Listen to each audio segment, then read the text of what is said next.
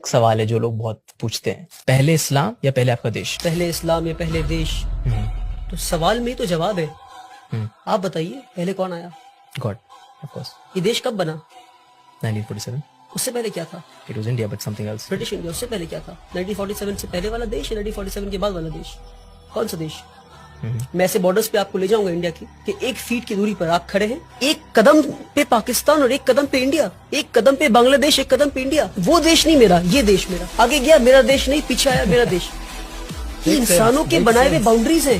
These boundaries are ever shifting. These boundaries are ever changing. Boundaries which have been drawn by people who make mistakes, by people who are born to make mistakes.